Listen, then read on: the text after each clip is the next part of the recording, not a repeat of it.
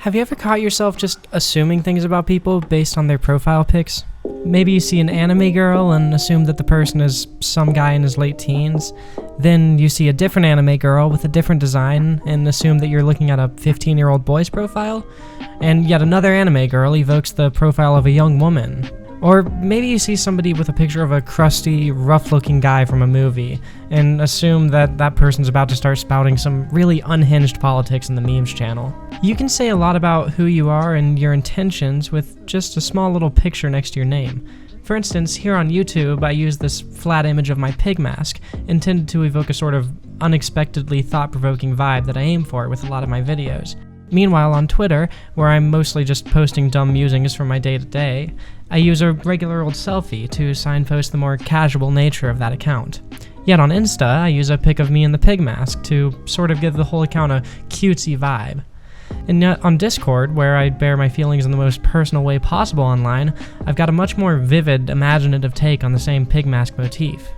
I've definitely got a tendency to hyperfixate on little details like that, and sometimes that can make me think a bit presumptuously about people. Like in that intro where I stopped just short of writing backstories for people based on their personal flavor of anime girl. But the point is that everyone has different ways of expressing themselves online. See, everybody who's posting or messaging on the internet is drawing a line somewhere between anonymity and personal expression. We all want to be remembered, but we also want a degree of separation in case we embarrass ourselves or piss someone off. In my case, I started out my channel wearing this mask every time I was on camera. Super eggy, I know. But as my videos got more and more personal, I eventually got to the point where the mask felt less like a mascot and more like a non sequitur. Leadhead felt less like a persona and more like, well, me. I haven't worn that thing in a while. It definitely fit better back when I had a buzz cut. Anyways, my point is that using an online persona, be it a username or a profile pic or a bio or whatever, it's a chance to sort of rearrange yourself to accentuate the things that you like about yourself and hide things that you don't. Makeup for the digital age. Maybe you have a super soft, approachable personality, but you're just not in a headspace where you want to wear a cutesy selfie everywhere you go. Surely there's a picture out there somewhere that captures how sweet you are, even if it isn't a picture of you at all. Of course, I don't think I'd be doing my due diligence on this subject if I didn't ask a few questions to my homie Azeal. He's a VR chat YouTuber who's done a ton of VR storytime style interviews with extremely interesting people, ranging from funny to harrowing to inspiring, and he knows more about VR chat, a world full of alternate personas, than anyone I've ever met. So, Azeal, you want to tell everyone here watching what exactly it is you do in VR chat as a YouTuber? Yeah, so my entire thing is that I will find the most fascinating people that I can find on the internet. Most of them submit their life stories directly to me through a Google form that is in my video descriptions. What I do once I've gotten in contact with them is that whether or not they already play VR chat, I'll find a way to get them in here, and we will talk about the things that they do and the things they've experienced. My entire goal with the channel since I started has been to document the human experience with the ability to have complete anonymity, but also expression to the extent that you would have almost in real life, because it is amazing how much body language changes how you interact. And body language is something we can have here, especially when you have, feet and a waist like I have with full body tracking. But even without it, like hands and a head change a lot about how you interact with someone. You feel more socially aware and you can detect things that you can't detect over voice. Yeah, absolutely. So, I know we've talked about some of this stuff in calls before, but right now we're talking about online self-preservation. So, just let me ask you right off the bat, why do you stick with the avatar you're using right now? So, this avatar is literally the closest thing I have found to an actual stuffed animal in VR chat.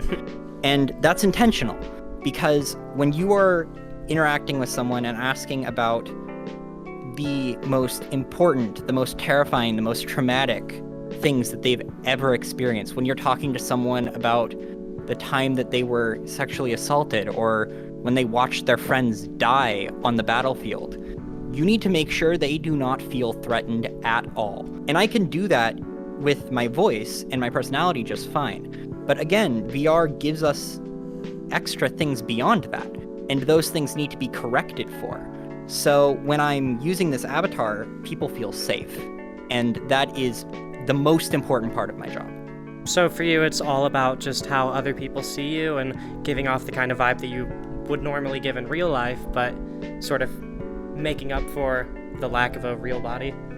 Yeah, so obviously part of it is that I feel comfortable in this avatar, but the thing is it doesn't fully fit me all the time. I have different ways that I act around different types of people, which is part of the way that humans interact in general, but when I'm doing my work, this is what I need to be. And when I'm doing my work, this is how I want to feel. And not only does it help others, but it helps me recognize that I need to be safe. When I'm in this avatar, I don't feel the need to be socially dominant or intimidating at all. I start to act like this looks, and that happens consistently. It's, I think, part of the reason mirrors are so obsessed over in this game is because when you see yourself, you become what you see. Yeah, that makes a lot of sense. I mean, even on 2D apps like Twitter or Discord or something, I've got different profile pictures between all of them, and I find myself acting completely differently on all those different accounts, and that is at least partly informed by those profile pictures. And anyone in the world can make themselves as attractive or goofy as they like, so how would you say that ability affects how people socialize here? Well, number one response to that has to be treating dysphoria. When you can be physically whoever you want and see that with your very movement, people that experience gender dysphoria or body dysmorphia, it feels like heaven, is what I've heard. Obviously, I don't experience that myself, but I mean, you can probably describe your own experience. Yeah, I can totally relate to that. I mean, even right now. Yeah, I guess it's kind of like a magnified version of what I feel with the safety of this avatar.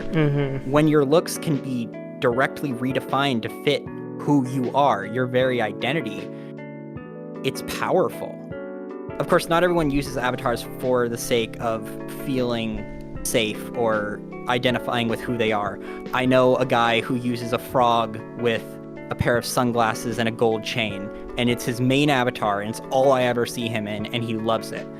And I'm pretty sure he doesn't use that for the same reason that a trans person uses a female avatar or a male avatar to fit their gender identity. Yeah, and I think powerful really is the word for it, because, I feel fine in my skin on a day-to-day basis, but, these legs are automatically shaved. It really just puts your mind at ease when you're in this space, like not knowing that nobody's gonna be judging you based on your appearance, really, at least not in a negative way or even a prejudiced way. I mean, they can't. They have nowhere to start. Exactly. So I think it's safe to say that just about everyone these days presents themselves online with a bit of that digital makeup. Next thing you know, that profile kind of just becomes who you are.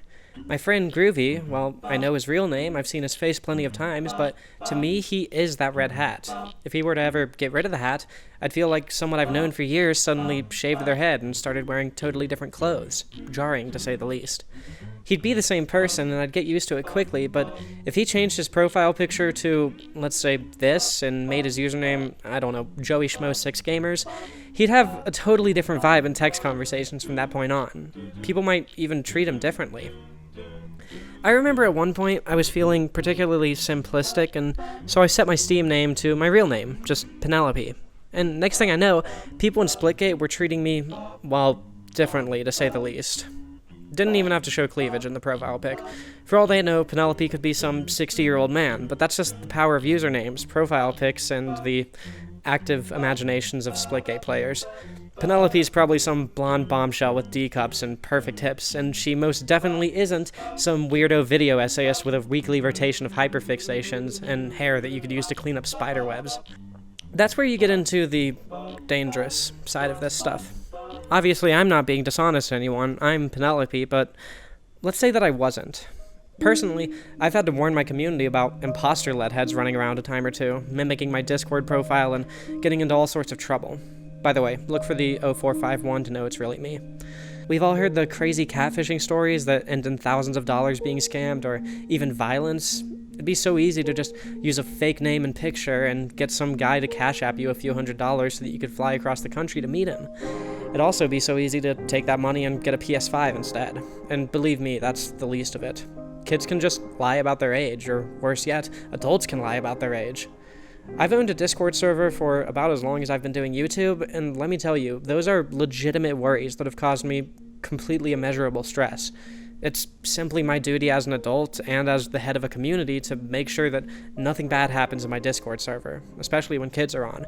But I just don't have any way of knowing what's going on in the DMs behind the scenes. Sorry to get so grim all of a sudden, but you don't exist on the internet, especially as a sort of public figure, and especially as someone whose very existence has been politicized without seeing, well, some shit. Some people see the online veil of anonymity as a way to drop the baggage of their real lives and build mutually healthy relationships with people. And others see that anonymity as an opportunity to just prey on people. Simple as that. I grew up at a time when my parents really didn't have any idea what I was up to online. Yeah, I wasn't allowed to have a TV or a computer in my room, but I had an iPod Touch in my early teens, and I could do whatever the hell I wanted. All the while, Mom and Dad would just think that I was listening to music while I fell asleep. In that time, when my folks hadn't really caught up with the technology I was surrounded by, I was stalked, harassed, threatened, and sent a million other things that nobody should ever send anybody, much less a child. Did I turn out all right? I mean, yeah, for the most part. I'm still a video essayist, but I've pretty much got my head on straight otherwise. But I'll be completely honest. Owning a Discord server, I've had to moderate some situations that genuinely made me sick. I've had countless sleepless nights worrying about the stuff that's going on in the background that I can't see, all because genuine monsters, actually disgusting human beings, can just drop their negative reputations and say, "How you guys doing?" in general chat. What I'm saying is, parents, take the time to learn what apps your kids are using. If my mom and dad could figure out how to use a channel blocker, y'all can figure out this stuff. And to everyone else, keep your finger on that block button. So, I've been on the internet long enough to know that we've all seen some pretty dark shit here. So, whether it's in VR chat or not, do you have any stories that you'd be willing to share? You know, moments when you've seen the freedom of the internet being used to hurt someone rather than connecting with them? Oh, absolutely. So, like, the one that comes to mind before anything is the rich guy who tried to completely control my channel, and we ended up finding out that he was grooming a 12-year-old girl at the age of 35. Oh my god. And this guy joined my community, started, acting super nice, but I always got a feeling that something was up because he had that kind of kindness where it was never for no reason. Mm-hmm. You can tell that he had a goal. And so he started giving me like $500 a month on Patreon or something. And I kept my defenses up just enough that I knew something was wrong. So I talked to him, I played along, but eventually we did some more digging. We found his name, we found people who had experiences with him, and it was terrifying because this guy was like asking for my address at one point. He was like, "Oh, I live in the area. Do you want to hang out?" And I was like, "I'm good." And I tried to politely redirect, but the thing is, even with the anonymity of the internet and the obfuscation of the things that make you can tell when something's wrong if you've been around long enough. You start to become more sensitive to the person and what it means to have negative intent. Jeez, I mean, that's real shit. I mean, like, I've been, stalked on the internet and harassed and targeted and all that stuff, but God, I've never even heard of something like that happening. I'm not kidding, guys. Like, he's never told me the story before. That is crazy. And another story I have that is unfortunately a pretty common type of occurrence is when there was a girl who was 14 that I did a recording with, and the video will hopefully be out eventually if I get around to it, but she started chatting with me after the video, and she mentioned that she had been talking to a guy and hanging out with him a lot, and she wanted me to meet him. So she introduced me, and he was 28. Now that's already a red flag. But what I noticed that put me on high alert was that he was constantly vying for her attention. He needed her approval like someone who has a crush would, you know? Mm-hmm. And so at one point his game crashed, which is something that happens all too often in VR chat. And the moment he left, the moment he was gone, I looked over at her, because it was just the three of us in a lobby, and I said, does he make you uncomfortable at all? I started asking questions. I started saying, does he ever do this? Does he ever ask you to call and spend time alone with you? Does he ever say things that make you feel like something's wrong? And I got yes and yes and yes. And I knew something was very, very wrong. So I told her, I need you to stop talking to him. I'm going to handle this. So the moment that he rejoined, I had her leave, and I confronted him directly, and I said, you need to stay away from her. You're making her uncomfortable, and it's not appropriate for a 28-year-old to be having this kind of connection with a 14-year-old. And he tried to get aggressive, but it didn't really work, you know? Because even with the anonymity of the internet, you kind of know when you've screwed up. So, point is, things can go very wrong here. And it's a hell of a minefield, not only for kids, but for all of us, because everybody has their weak points. Everybody has places that others can strike. And it is very easy to find those when you have a place as intimate as VR chat.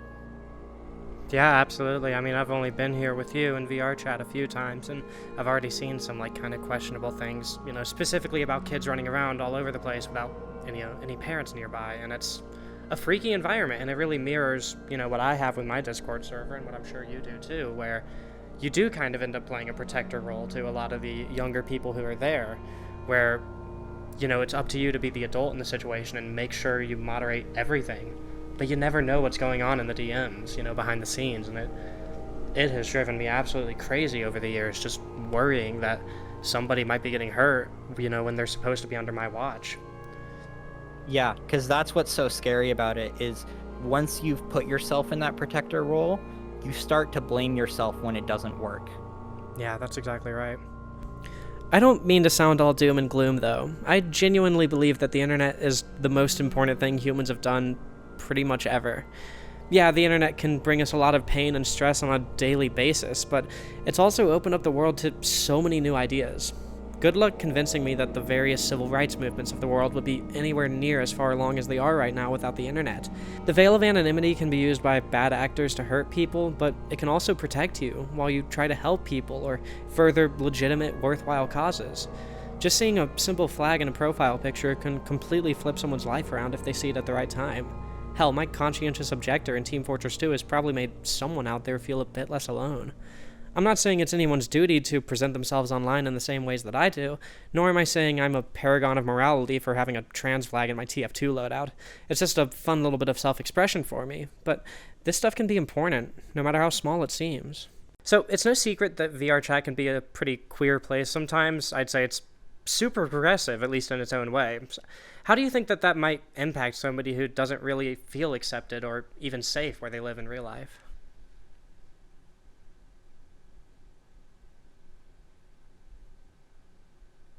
Imagine that you could turn off all of the bad in your life, all of the major triggers, all of the fear, all of the pain, and just exist.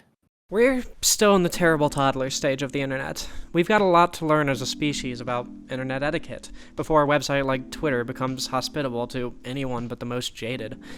But the power that comes with the ability to present yourself how you like has already done a lot of good for humanity. People feel safer organizing protests. People feel safer broadcasting the things they believe in. People feel safer exposing the bad things in the world, and above all else, they feel safer just being themselves. And for better or worse, we're more connected as a species than we've ever been before. And as pessimistic as I tend to be of any large group of people, even I think that ultimately, once the dust is settled, that connection is going to be the thing that defines our species. And in a beautiful way. I mean, hell, my boyfriend and I have been living together for nearly a year, and we'd have never met if it wasn't for the internet and the way that our online personas gelled with one another. That also goes for my friend Azeal, who's appeared throughout this very video. I respect the hell out of that guy, just like I do all my online friends, and these are people that I never could have met offline. So, if I'm not mistaken, you also have somebody pretty important that you met online. Do you care to share that story? Yes. Okay. So, my friends and I used to joke that it was only a matter of time before I found love through my channel, because you can only listen to so many people describe the most important parts of their lives before you catch on to one of them, you know? Mm-hmm. And it happened. So, a couple of months ago, I met a girl who has synesthesia, which is, in short, her senses tend to mix together. So when she hears music or smells something, it becomes visual. It literally feels like a second layer of her physical vision. And there was always this part of my mind that was like, if I meet someone who I want to live with for the rest of my life, it has to be someone who's like magical. They have to have something about them. Mm-hmm. It was kind of like that fantasy idea of, oh, I want to meet like someone who's a mermaid or something that has a secret that's so incredible in some specific way, that has a plot line to them. And not only does she have that, but she's also perfect in every other way. And our story of how we got together it sounds like something from a fairy tale. It all started when I got in contact with her and did an interview with her about her synesthesia for my channel. I thought it was really interesting and I wanted to make a video about it. And I did something really stupid that is the best decision I've made in my entire life. I said, let me pay for your plane ticket to come to Los Angeles, where I was living at the time. Come to a rave with me. We're gonna see Virtual Riot play Simulation live. Hardcore EDM, crazy shit. She doesn't even listen to that kind of music, but I showed her the album and she loved it. Mm-hmm. She agreed. And she arrived on the plane and we went to the rave. And 2 hours after it ended, we kissed. And we've been together since. It took us 54 hours to fall in love. That right there is why the internet is something that's worth protecting and cherishing. I know that the scope of this video has gotten a bit out of hand. Believe me, I didn't see myself talking about protests and scandals and Twitter's role in human ascension. But if there's anything to take away from this video, it's that you should use the internet to its fullest. Learn how to stay safe, but don't be afraid of expressing yourself, even if it's just one baby step at a time. Reach out into the world, find your people, and hold them close. Get your ideas out there and learn about yourself through the response, and do what you can to contribute to a better internet and a friendlier world. We still have a long way to go before the internet becomes a place that I'd like to tell my grandma about, but the potential is always there, and whether it's just saying GG after a multiplayer match that was mid at best, or sliding into someone's DMs to ask if they need to vent after they post something concerning, we all have the power to contribute to an internet that's worth being involved with. It's up to our generation to dismantle the roadblocks that stop us from connecting with each other, and as corny as it sounds, it really can all start with a colon and a closed parenthesis.